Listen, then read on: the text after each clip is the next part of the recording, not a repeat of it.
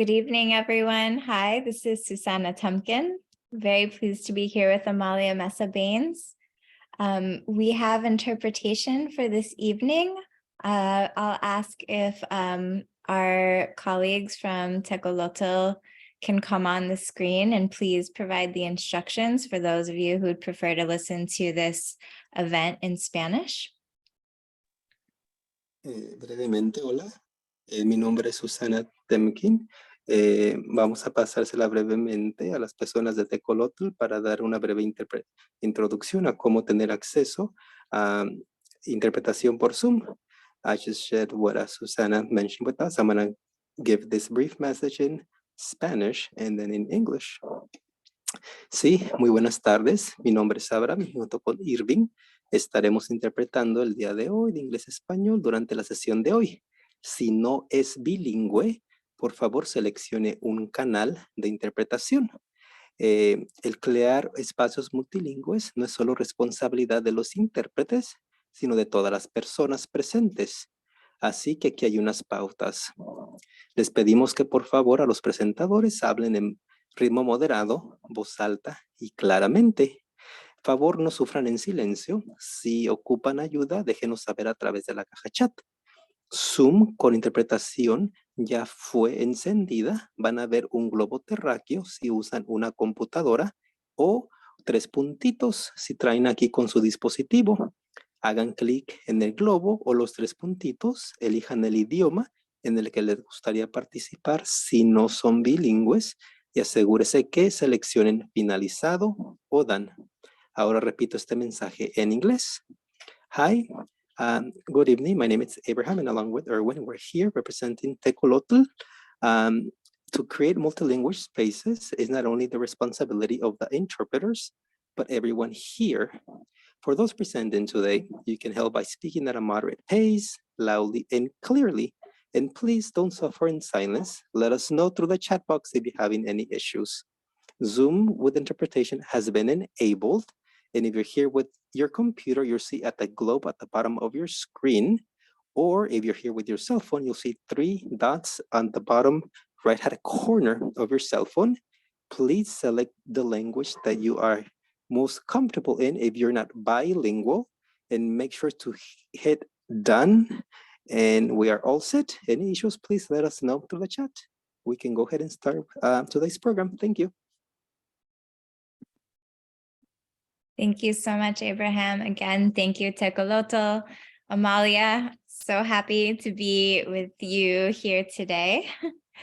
I think, again, I'm Susanna Temkin. I'm one of the curators at El Museo del Barrio and the curator of this show, DOMESTICANX, which brings us together here tonight with Amalia Mesa-Bains, who was really the inspiration and the foundation that really provided the core for DOMESTICANX, which is an intergenerational group show that was really came to life through my rereading of your work, Amalia, on Domesticana. So, I mean, tonight's presentation, I think, is going to be building off of all of our conversations that we've been having over the past year or so. And I just want to encourage everyone, the show is on view through March of 2023. So I hope you'll come to visit us. But welcome, Amalia. Thank you. So happy to be here. It's been a long time coming, but here we are. Yes, yes. So I just wanted to, again, thank you all for joining us here tonight, and please encourage you to share any questions in the chat or the Q&A. Amalia and I will be monitoring that throughout the project and the program. So, no need to wait until the end if there's something that comes up for you earlier. But as I mentioned, I kind of want to get back to the grain that started this whole project for me, which was rereading your essay, Amalia, on Domesticana. And here on the screen, I'm sharing a PDF that's freely available thanks to our colleagues at the ICAA MFAH, where you can download, and I would encourage you all to please do so and read Domesticana, The Sensibility of Chicana Rascuache. And Amalia, I'm wondering, if you can take us back to the moment when you were first thinking about what became Domesticana, and maybe you can also tell us again, I know this PDF says fall of 1999, but this essay has appeared a number of times already. Yes, I actually started writing it, I think around 1993. Of all places, I was in the south of France in the Côte d'Azur on what I thought was an arts administrative retreat with artists and administrators. It turned out to be a follow-up to the censorship battles in NEA in the beginning of the Freedom of Expression campaign. But I was already committed to this because Gerardo Mosquera, who we all respected so much, still do, was at the Refredo Lamb Center in Havana, and he wanted to write a book on kitsch. And he approached Tomás Ibarra Frausto first, who wrote the incredibly seminal essay on Rasquachismo. And Tomás didn't want to participate. He said, we are not doing kitsch, and I don't want to confuse people. And I kept saying, no, I think we have to set out the parameters that distinguish what we do from kitsch.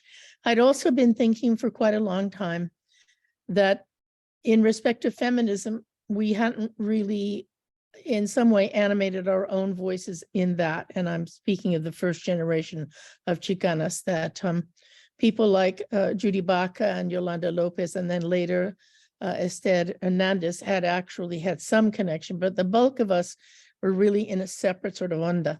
So I started thinking about how do women approach Rasquachismo? And in a nutshell, Rasquachismo is basically making the most from the least. It's like working class sensibility. Some would call it the margins, but it really is that we take whatever is left behind. We find interpretive value in things that are in the everyday world of our lives, and we make art out of them. So it begins as a popular phenomena, and then it becomes interpreted in our generation into an art form.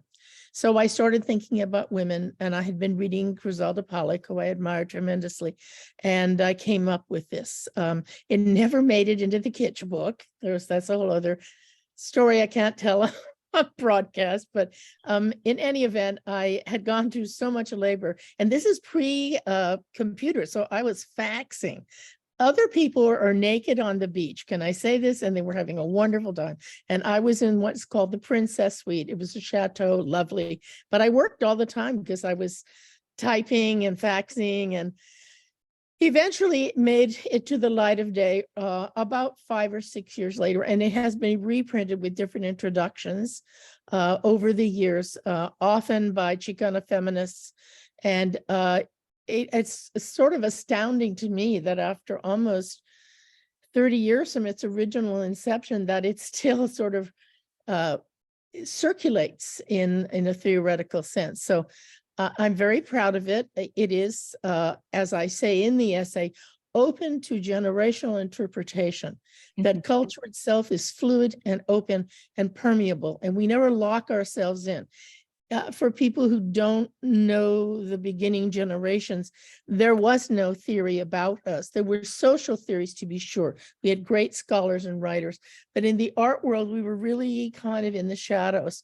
And so I found that as a practitioner, someone who actually made art, it was important for us to talk about what we did and why we did it. And that was really the genesis of this. This was written for me. It was written for my comadres, the women of my generation. And then later it became useful to other generations, but it lacked the kind of specificity of a queer generation, of a trans movement, the notions that we are able to understand now, that are fluidity, that are open. They were not possible then. The early Chicano generation was quite patriarchal. And we did our very best at the time. This is in the 60s and 70s, but it really wasn't until the 80s that the world of the women's part of the movement opened up. And this is a byproduct of that. Well, and I love, Amalia, you've shared this story of the skinny dipping that you're watching from your window as you're working and writing hard. And I mean, I think so many of us in the room probably identify with those moments when we're working instead of playing as we wish. But I love that also hints at labor, which I think is a really essential component in Domesticana. You already mentioned, your comadres that you incorporated into the original essay. So I just wanted to share a couple of images by Patricia Rodriguez and Patsy Valdez, who were two of the artists that you specifically mentioned in that original essay, along with yourself. And I mean, you've already touched on some of these issues, but I wanted to ask you a little bit, or kind of nuance the reason why. I mean, you talk even in your essay about being uncomfortable in a way, talking about your own art through your work. But I think it's, a testament to kind of like a FUBU mentality. If you don't do it, nobody else is going to write it. You have to, I mean, you have had to in your career be an artist, a critic, a scholar. I mean, you wear many of the hats that I think other artists, for better or for worse, may not have to be responsible for theorizing their own practice. No, I mean, in the white art world, you didn't have to. Somebody was already doing it for you, because the bulk of the art historians, especially in the 70s and 80s, were white men. And the feminists had some people like Griselda Pollock and others, but we didn't have anyone. And I want to say that in the very original one of Domesticana, the Puerto Rican artist, Cristina Emanuel, was also part of it, because I was beginning to learn a little bit about chucheria. And it wasn't until later in the 80s when my friendship with Pepón Osorio became more a part of my vocabulary, the chucheria, then I realized, oh my God, they're already doing it too. So, but eventually I put myself in it because I felt as though I wasn't really being utterly truthful, that in a way, Domesticana came out of my own practice in my trying to understand, when questioned so very often by a white world, what are you doing? I have been described as sentimental, ethnocentric, just so many different ways of explaining what I was doing that made no sense to me at all. And so that was why I looked into it, because of course I began as an altarista in my own community. So I was raised with my mother and my grandmother's home altars. I helped my madrina do her yard shrines, the capillas. So I had an experience with it. And I was, in a way, I feel like I was recruited in the early movement to take on a role, because, this was the moment of great solidarity, and we were defending ourselves in a racist society, but we were also affirming those elements that we had almost given up. I'm in the generation that came of age in the late 60s and 70s, and we wanted to engage in what we termed, Tomás Ibarra-Frausa and I termed it, cultural reclamation. So reintroducing the home altar, the yard shrine, the capilla, the Day of the Dead ofrenda, were all aspects of that notion of reclaiming what was ours, what was specific to our lives, and what was part of the everyday that in some way made us more resilient. You have to love that part of your family life in order to sustain yourself against the kind of everyday racism that we faced, but also the exclusionary and elite practices of the art world. And we needed to say for ourselves, but these other things that are valuable to us. And that is another way that Domesticana began, in a sort of theorizing sense. And I was at the time, a big fan of many of the, white male theorists. And I finally had to say to myself, well, you have to stop following other people and figure out for yourself what your community does and why do they do it. And so this is how this came about. And I picked the people closest to me, but I finally had to put myself in there because I felt I wasn't being altogether honest. But once again, you run into the idea of objectivity, the notion that you're somehow self-serving, and these are values sometimes that come from other places, but we have to contend with them. So it was a big deal for me to put myself into the second version of the essay. Yeah. And I mean, in a way, right, I think we all recognize, and that's a form of gaslighting, to not be able to express your own practices when no one else is expressing it for you. I did want to mention, you've already said the word resilience. In the essay, you talk about domesticana defiance, but something that I hope we get to, as we continue this program is also, what you write as a emancipatory or like a liberationist agenda as well, which I think kind of shifts the defiant and like the survivalist notions and makes some of these ideas much more expansive and open-ended. And I think that's, a testament to why your idea of the domesticana has really resonated with so many people and resonated with me, and I think resonates with some of the artists in the show. I also, when we were preparing for this, we wanted to make sure to include the ofrenda for Dolores del Rio, because you were mentioning, not only were you, theorizing domesticana, but you were also looking back on your own practice. So I just wanted to really nuance the fact that, these, what we see as like domesticana impulses or like sensibilities were present prior to the enunciation of, what the term of your definition of the term, let's say, through the essay. And this piece was actually originally begun at the Mexican Museum in 1984. One of the things that has happened in my practice since its installation, and in many ways it was sort of momentary, I used to refer to it as fugitive, ephemeral, all these words that meant nothing would last. These were done on the spot, often in the early days, moving pedestals around in the museum, bringing fabrics in, beading while I was there. And for example, the image on the left of Dolores del Rio, the woman next to her in the small frame is my mother, Marina Gonzalez Mesa.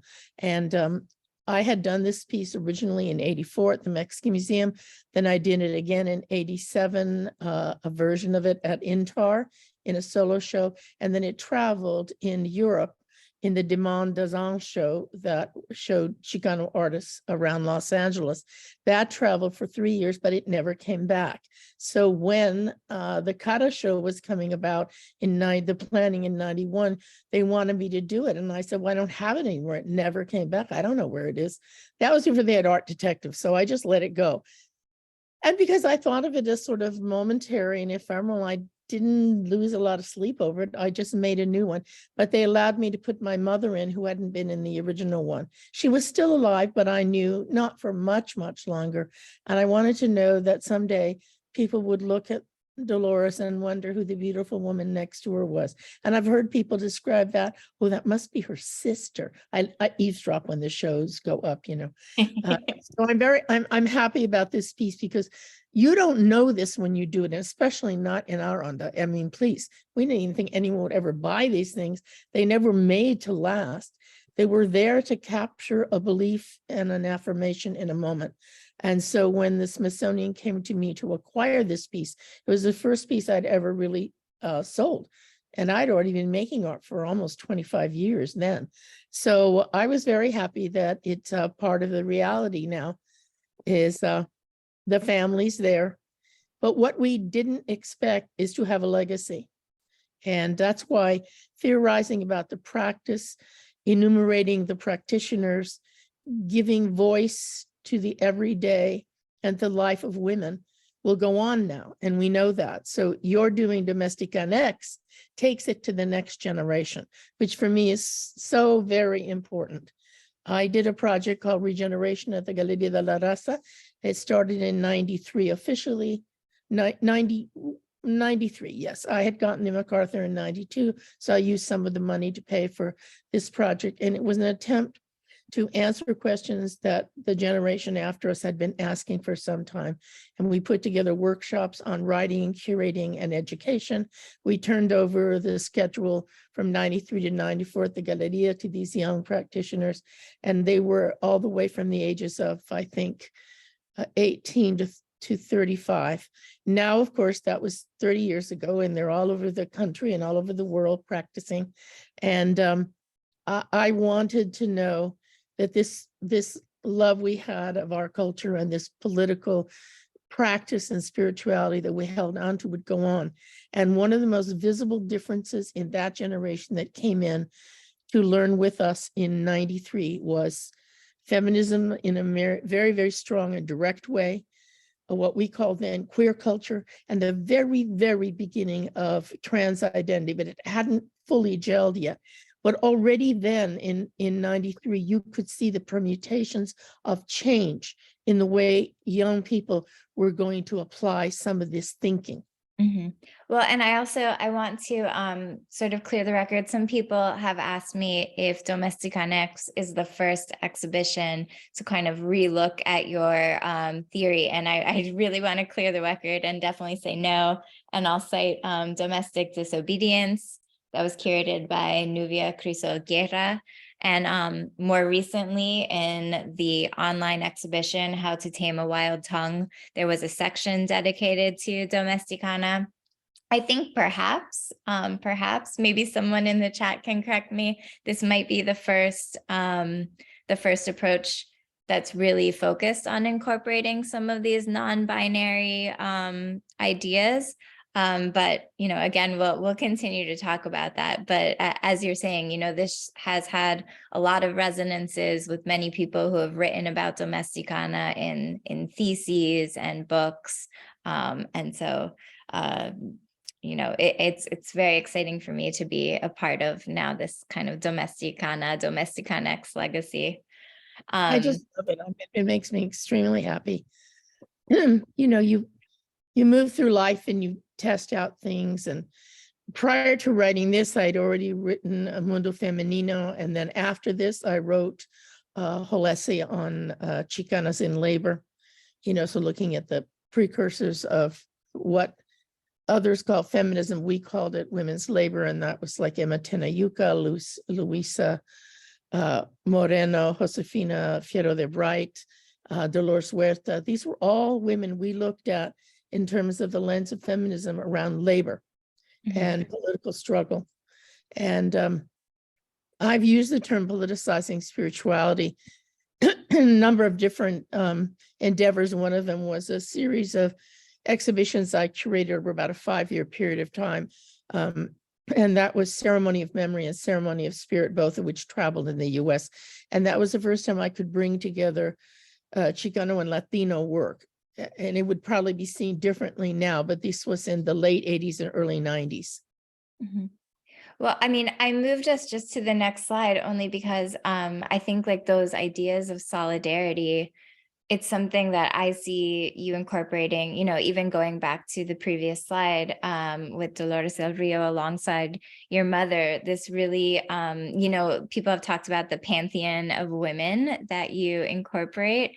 And I think, you know, that's not only your fellow artists and your family members, your mother, your grandmother, but I think like some historical figures like Sor Juana, like this, you know, sleeping nun, and, you know, all of their counterparts. I'm just quickly showing these two images because they're framing the sort of the principal piece that we're exhibiting at El Museo, which is the Museum of Fatima. But I don't know if you wanted to add anything about the pantheon of women, how you've addressed some of these, like the historical framing of women, before we kind of really hone in on the Museum of Fatima, which I'm so excited to do with you.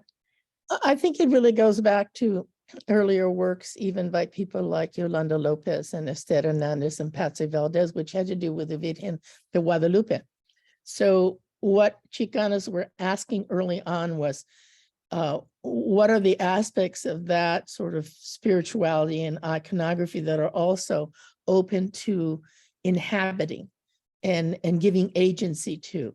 and transforming in a sort of mobility and action.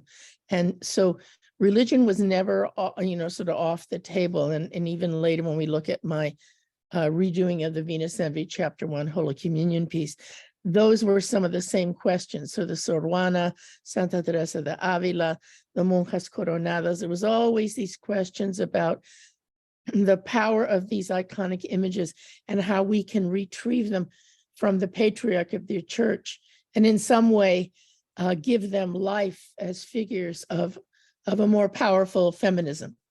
So Fatima was one of them. And, it came from your earlier, I think it was the 25th anniversary, maybe 1995. The dates aren't so clear. And I did an original one. Oh, there's the drawing for it that I sent. And it was based on, I think it was called The Dialogue with the Museum, where we were supposed to have a conversation with the collection. And I got in late because I wasn't paying enough attention. And some of the bigger pieces were gone. But I just was crazy for this little Fatima. First of all, she had these little black shoes that I could never get over. And I was always thinking, why is she wearing those black shoes? Excuse me. And then I remembered in my childhood that many of the nuns had shoes that looked very much like men's shoes. And I thought, oh, that's probably just to match their outfits, or maybe they just like walk around a lot and they need these shoes. But over time, I began to fantasize that they had a sort of masculine quality to them that enabled them to move beyond the confines of the religious sort of restriction. So she isn't necessarily a virgin. She looks like a nun, but her name was Fatima. So I made a little museum for her. And then I was so very lucky that you asked me to redo it for the DOMESTICANX. And so it's been a real pleasure to see her again. I get it. Museum. And of course, it belonged to the museum. So I was never going to get to keep her. I knew that. But, yeah, that's so interesting. I mean, you had shared, so I mean, just to recap what you just said, in 1994 and 1995, with Susana Torruella Leval, there were a series of 3 exhibitions that El Museo hosted. And as you mentioned, Amalia, asking contemporary artists to look at the collection, to select a work, to respond.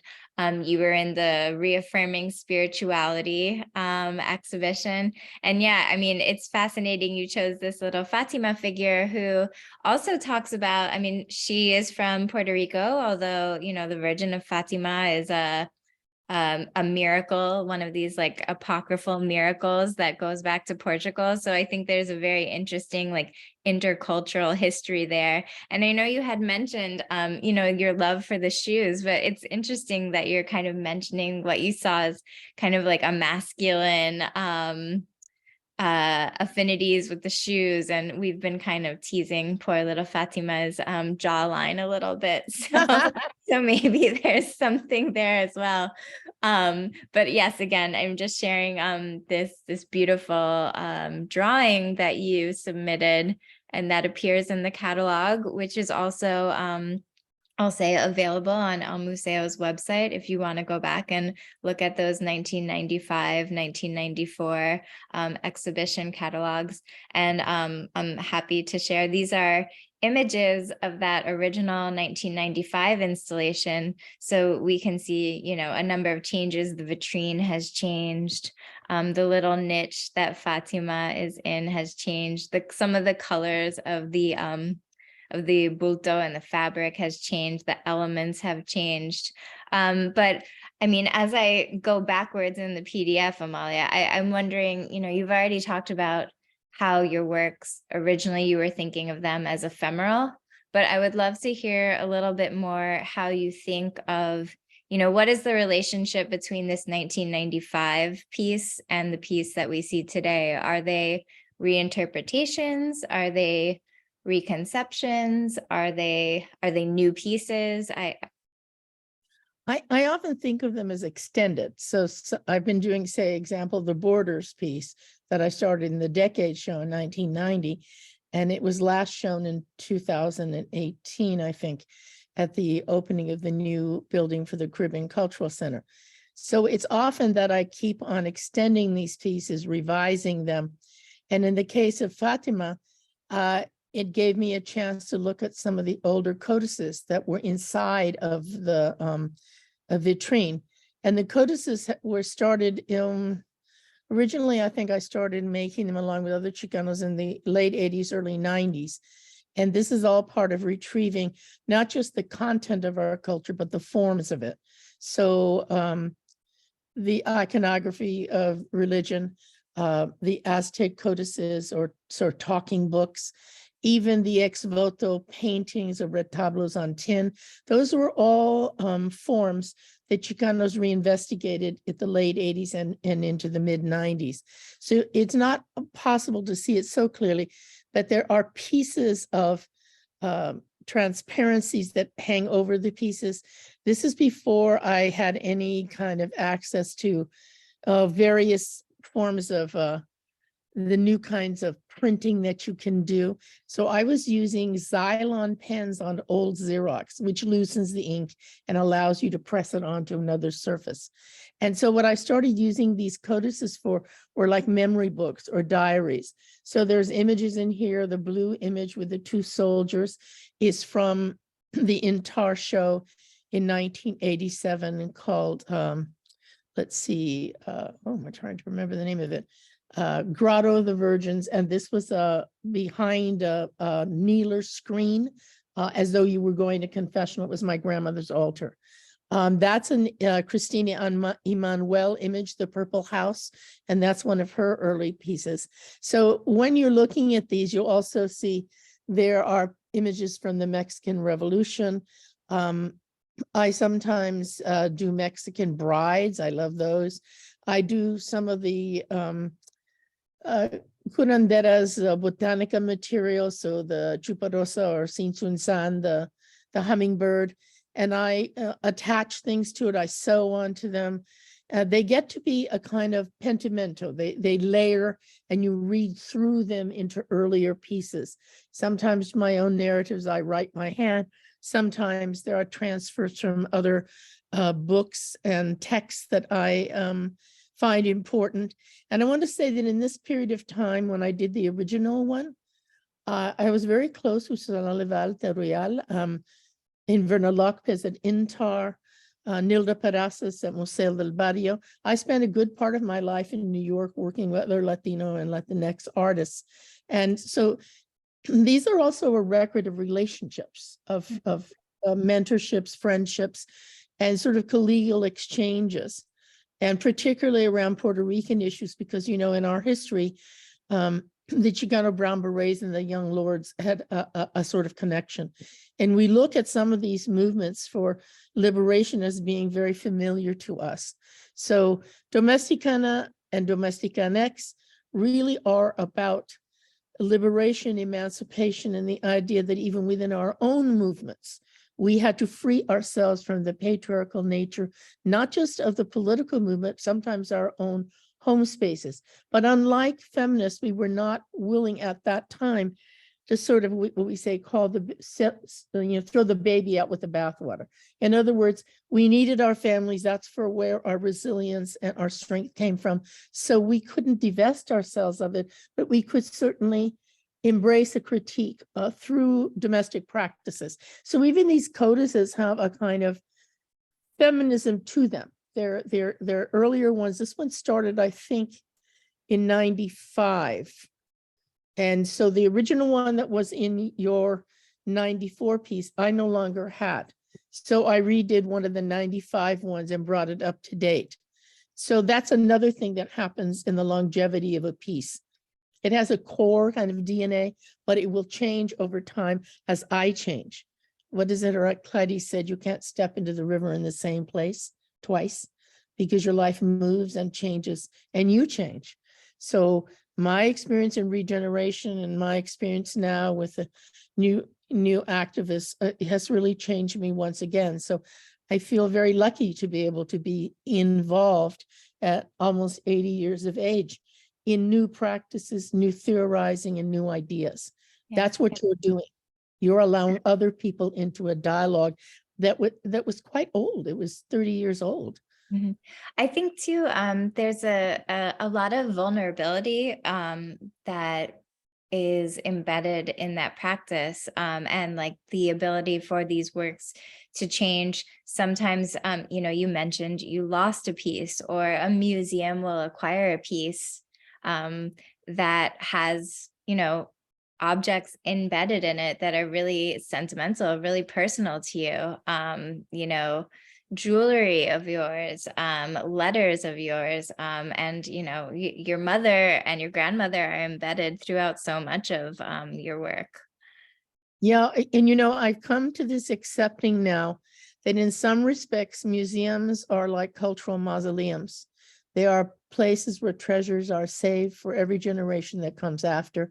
And so for me to give up these things makes me feel that I can hand them off in a safe way. Because even if I lived another 10 or 15 years, who would know what would happen to my pieces? But this way I know where they are. I know they're being taken care of. That's a picture of my mother and I walking on First Street in San Jose. And this is the time when we're segregated. And there were only certain stores. We couldn't go to restaurants, but we could go to the counter at Cressy's Dime Store. And that's where we would go for a fancy lunch. We'd have grilled cheese sandwiches. And then we'd go after to the nearby French bakery and get an eclair. My mother had worked for very wealthy families in Beverly Hills. She knew all about fancy French pastries, and she would allow us once a month to go and have this little treat. On the other side is that fabulous, and this is the improvement, okay? So when you do pieces over time, you are lucky as I am to get an improvement. I made those first little capelets, for lack of a better word, miniature doll clothes, virgin clothes, which is a tradition in Mexican churches. There are women who make clothes for the Virgen and for the saints. But I met a woman, Susana Ramos, who does Madonnas by Susana. And first she did me my first Monja Coronada, which I hope we'll see in a minute or two. But for this one, she did all the dresses, and I can't even explain to you. These are just a few inches high. They have intricate beading, purling. She also provided me with the coronas, with the little rosaries for each, even a little pair of aretes, you know, little tiny earrings. It's astounding.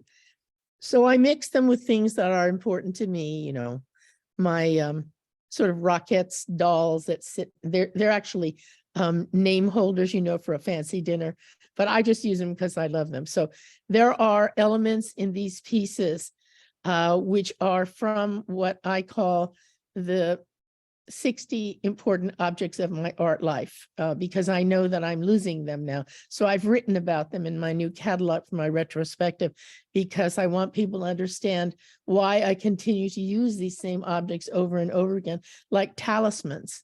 So I hope we'll get to see the Monja Coronada, because she's so gorgeous. We will definitely get there. And I just want to, I mean, selfishly share how amazing it was to install this work with you, because, you know, we were talking earlier, we're brought together through the blessing and the curse of Zoom, because you're in California right now.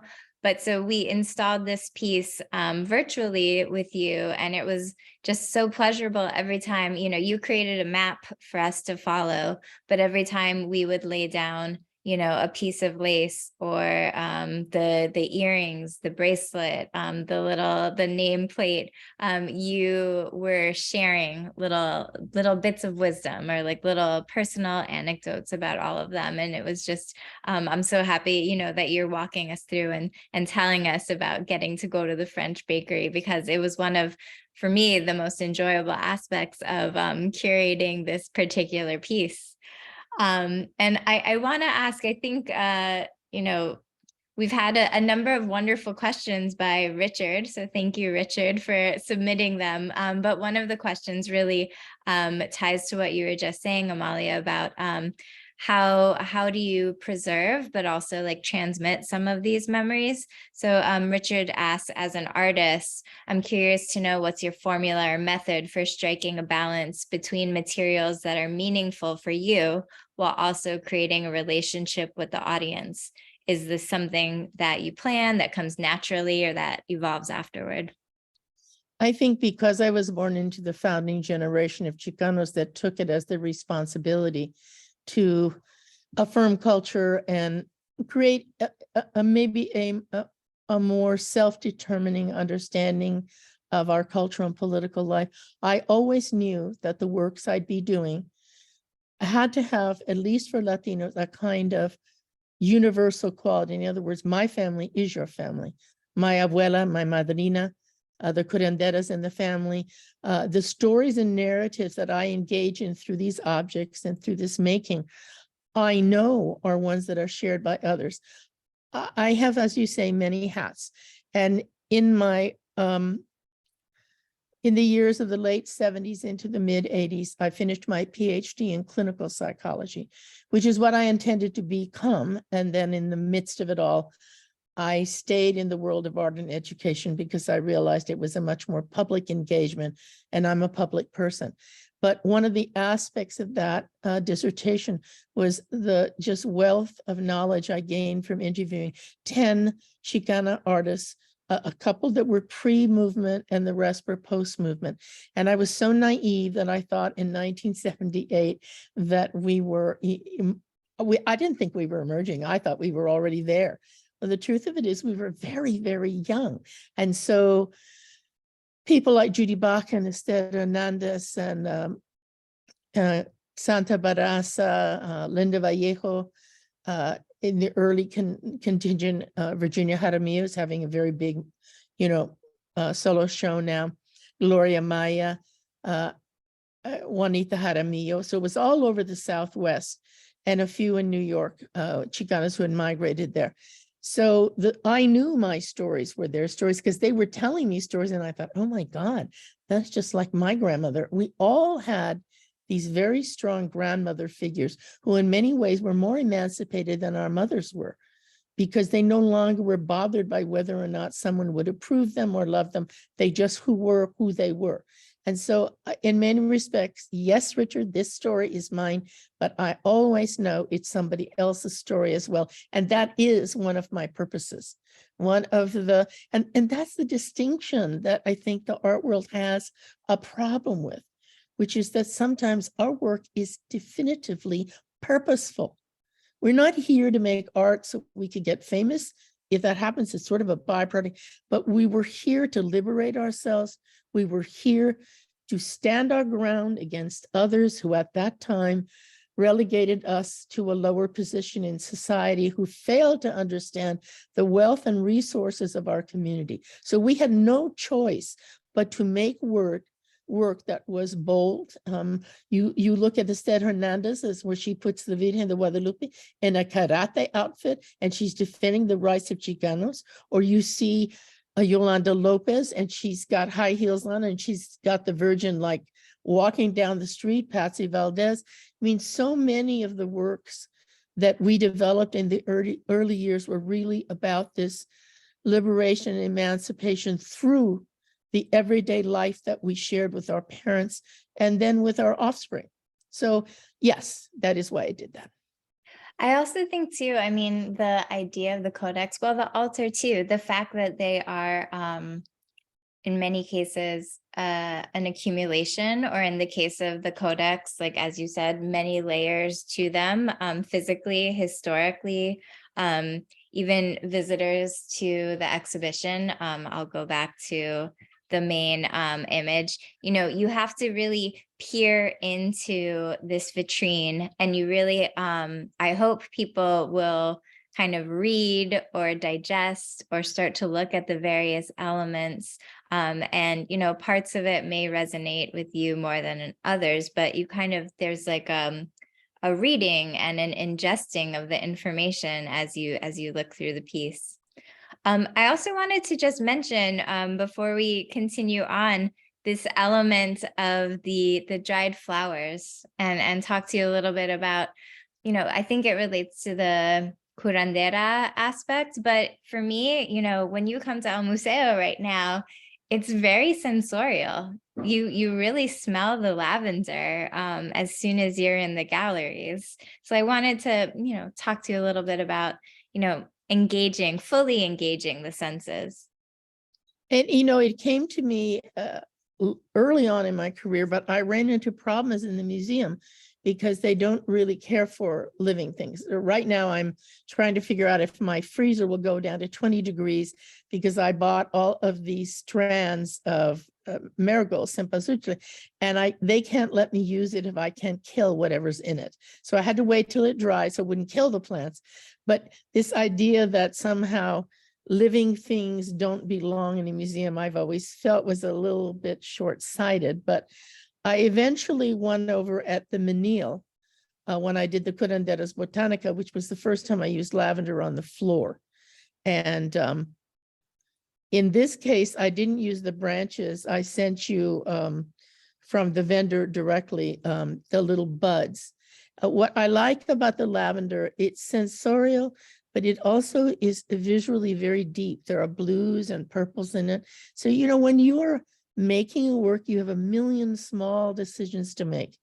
What are the transparencies? What are the reflective elements? What does the drapery of a fabric say to someone? Does it remind them of a church? Does it remind them of the couturière? What comes from the materials you use? And I began to work around the restrictions of the museums, around candles, around pan dulce, around, you know, well, I keep my bottles of tequila sealed, so they don't have to worry about that. But it was the dried flowers. So I've been very successful at getting the lavender in, and it works because it visually engages you, but the smell is so beautiful. And for those who are not aroma fans, in aromatherapy, lavender is always associated with calming, reducing anxiety, putting people sort of in a calmer, more meditative space. And that's kind of what I wanted for this. I want people to go in and feel and smell the calming and be able to attend. Because, you know, we discover in the museum world that in big museums, people last less than a minute at a given art place. I really seriously, sometimes it's 30 seconds. I've been at the Museum of Modern Art in New York, where I used to hang out all the time. And I used to watch these women coming in, and they were really there to have a lunch date. And they would perfunctorily go through like, I watched a Basquiat show many, many years ago. And they would stop, kind of look, and then keep talking, move to the next one. And then off to lunch they went. And I was never sure that any of it registered. So for me, it's like engaging people and sustaining the moment that they encounter it is extremely important, because I know what I'm doing requires some reflection on their part. And that's part of what it is. It's also why I use mirrors, glass, and satiny fabrics, because they also have a seductive quality. You see yourself in the piece if it's mirrored. And I even hang magnifying glasses and mirrors on things just because I want to be sure that people feel as though maybe they could really be in the piece. Yeah. And I like not having boundaries. The flowers on the floor were my way of handling the desire that the museums had for stanchions and ropes, which I just couldn't work that way. So I used to put broken glass, dried flowers, anything that would demarcate the line at which you shouldn't go past. Didn't always work at the Menil. The very rich ladies walked right in with their big high heels on top of the lavender, crunching it up, and started moving things around on the table. And I thought, oh my God, I never expected it there. It's the white cube. But anyway, they got it all in control. But I have learned that museum are amazing. I love the idea of challenging the museums, and I'll just say, you know, that's something, you know, that all of the artists that we continue to work with, I think, especially as you mentioned, bringing in living elements is really, you know, always a point of contention. And, you know, sitting in the museum side, I know why. But I think, you know, it's really interesting how you're talking about getting, you know, very savvy and learning what works and what doesn't. I just, you know, before we just continue on, since you've been mentioning, you know, the satin, and also I think, maybe not necessarily the mirrored, but these jeweled surfaces. I just really wanted to show the little nicho that Fatima lives in, you know, inside all of these beautiful flowers. And also to acknowledge my colleagues, Daniel Silva and Michelle McVickers, who really you know, were the ones who helped install this piece. And to share with you, as you were saying, people come in with different associations, and, you know, Daniel was very much seeing, you know, in the fabrics, baby showers and quinceañera celebrations and all the decorations, you know, of these different family events. So as you say, the work just continues to resonate. I think I'm just going to continue moving us forward, because we have a great question by Cynthia Molina. Thank you for bringing activism to art. And do you think new artists create art based upon activism, history, and real freedom today? So maybe, you know, that's also, well, we'll come back so that we can talk about your monja. But I wanted to talk about, you know, some of the younger artists in the show, Joel Gaitan, Cielo Felix Hernandez, Amaris Carreras, and Melissa Misla, some of these younger artists who, you know, for me, I personally, as the curator, really see these artists as deeply engaged with activism, whether it's in the case of thinking about gentrification and its impact on family homes, like with Melissa Misla, thinking about trans histories, family histories in the case of Amaris and Cielo, and also, you know, contending with different spiritual practices in the case of Joel. So, you know, I would love, Amalia, your thoughts on some of these younger artists. I know you haven't had the chance to meet them in person, but, you know, I'm curious your take. I was very nervous the first time I, you know, presented this roster of artists to you, and was like, this is what I see Domesticana today as. And I was just absolutely enthralled. I love this piece because there's a quality to it that is very ancient, but also very modern, very contemporary. The shapes, the intentions of the pieces, and the way you've installed it, I think, really adds to the depth of it.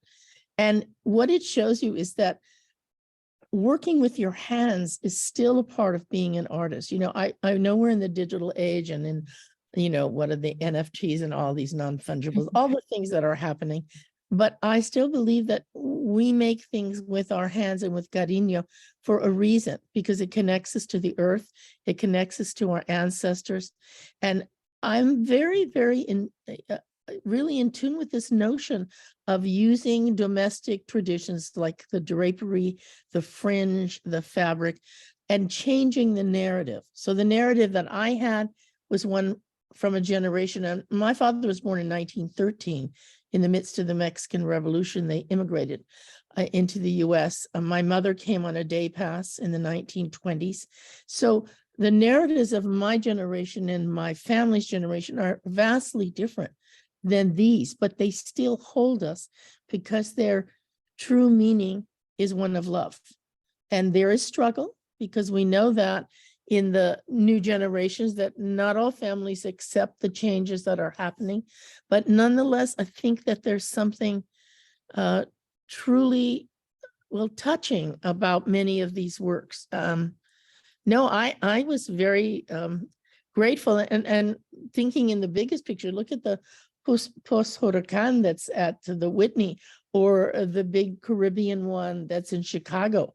And these are all, you know, by my standards, somewhat younger. I mean, some of them are like 100s and others are like my age, but there are many, many young artists who I think have continued the practice of an art activism without having to be in your face, but at all times resisting the things that oppress us and affirming the things that liberate us. And I see it in these works as well as the ones that I talked about in the larger picture.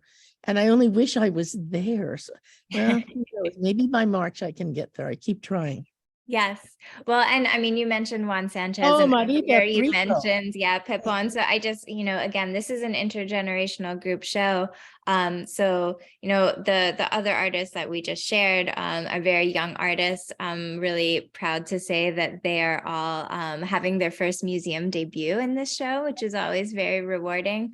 But, you know, in addition to the very, you know, emerging artists, we also have artists who, you know, like Maria Brito and Nita Tufino, who, I think, Amalia, you have mentioned how you identified with Puerto Rican artists at the time of writing Domesticana, seeing these cross-cultural relationships. But, for me, I also wanted to just continue to expand and think about how other Latinx artists of different backgrounds, Cuban American artists like Maria Brito, Joel with the Vessels, who's Nicaraguense, how they also kind of I hate to even use the term fit in, because I think that makes it very like a category. And I think that actually goes against like the very open, what I see as a very open and expansive approach to Domesticana. It's not that an artist is a Domesticana artist or this work is strictly Domesticana. I think that it's these readings that we can bring to a piece like Maria Brito's really oniric installations and think about how they resonate with the domestic space. And Maria Brito was one of the artists that when I was coming to New York in the mid 80s that I met, that people introduced me to her. And I felt such affinity with her domestic sort of approach. She was in the first Ceremony of Memory, and we had a wonderful time with that show. It traveled. But I think, that we're really in a period of time where we can now have shows based on a kind of, I wouldn't call it a DNA, but we can theorize certain practices, certain content area, certain ways of working that are not about these large global Latino shows or Chicano shows, where the only reason people were put together was because they had the same ethnicity or a last name. This is different. This is looking deeper at the production itself, the materiality, the very things that other artists are always recognized for, but we rarely are, because we are usually, and I would say this between the early 80s all the way to the end of 90s, still being grouped together by ethnicity. But I think far more important is really looking at the practice itself. What is the lens? What is the language? That's one of the things that made me write Mundo Femenino, DOMESTICANX, and later the labor one, is that I felt like the language being used to describe us, to curate things regarding to us, the art historical voice was totally off the mark. So we had to find our own language. And that's DOMESTICANX is all about, that language. And it could be applied actually to almost any group of artists or a single artist who are working with that emancipatory purpose within their own communities. I don't think it always has to be Latinx or Chicanx. I think it has a potential, and when you're thinking out a way that an artist's work is created, you leave yourself open to much larger possibilities than simply saying, oh, they're all Latino, therefore I'll put them all in the same show together. That happened to us during the, I'd say, late 80s and early 90s. And then pretty much they lost interest in us. And that was probably just as well, because then we were free to make work in our own voice.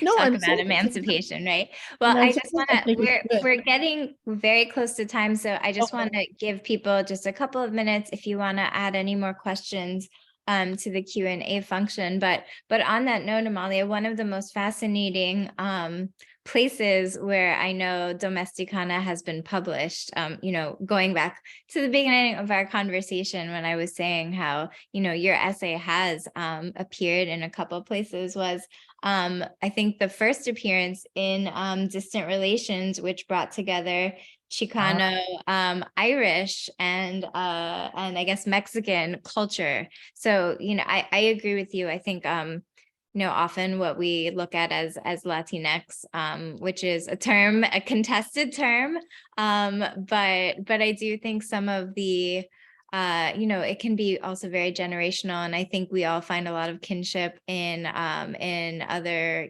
cultural practitioners, that there's a resonance there. Yeah, and I have to be very honest, on the West Coast, Chicanx just doesn't work for people. It's because there was a very important political movement that had a name. When the latest article about Chicano art, I think it's called Art of the Borderlands, something like that, in Art in America, you cannot imagine how many people called me, not because my work was in it, but because they used the word Chicano. And we always think when they do it, what? Why did they say that? That's so rare. It was like it began as a negative word, kind of like a Resquechi word. And then Chicanos embraced it in the mid to late 60s, claiming it for themselves. It's kind of like like consafos, whatever you say about me, I take it back and it makes me stronger. And so for us holding on to that word, Chicano, for so many years, to basically get the respect that it deserved, isn't something easily given up. And that's why when the Chicanx was applied, ay, Dios mío, you can't believe the conversations, especially with the older veteranos who said, that's not what we fought for. And so there tends to be not as great an embracing of Chicanx as there is Latinx. And I understand that. I use it occasionally, but if I'm talking about the movement or I'm talking about artists in my generation, I would not use it because it wouldn't be appropriate. But I like it in a Latinx sense. I think it really makes sense. I think, again, that's why, I was interested in domesticana, but then when I think it's one of the final sentences of that essay, again, that I hope you all will go home and read, but that is where you insert these ideas of porosity and changing terms, and not sticking to categories. And, we always say, probably Latinx we'll have a new term in the next 10 years. Who knows? I think that openness to change is really important. And I just found it so profound that you embedded it in those last final words of your essay.